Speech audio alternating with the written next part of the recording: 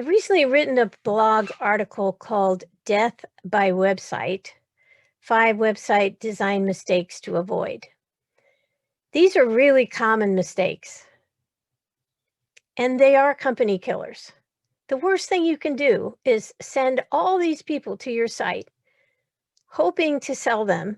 You do all this work to get people to come to your site, and then when they get there, they're disappointed, they're turned off, they're not informed, their questions aren't answered, and they leave. High bounce rate. Google doesn't like that. But nobody sticks around to hear your whole story. They're just not interested. So I've talked here in this article about the 5 common mistakes and how to avoid them.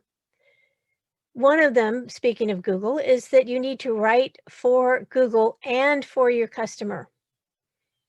Writing for Google isn't that difficult if you do your research and you know the keywords that your competitors are being found for, and then you train your writers to use those keywords in all of your material. You don't do keyword stuffing where the keyword is every 3rd word or something, but you just work it in. There's always a way to do that. And that tells Google what it needs to know in order to rank you properly. There are other things you can do with SEO, but that's not what this article is about. This article is about your website. So basically, you want to make sure that you are writing for Google, but you also need to write for people. When they come to your website, they have to immediately see that you're addressing their mindset, which is a combination of their desires, their concerns, and their questions.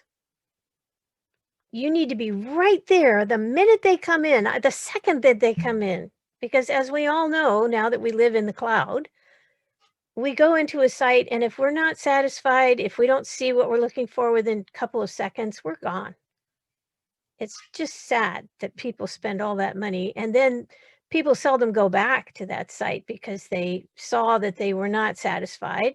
They had a bad experience, so they don't return.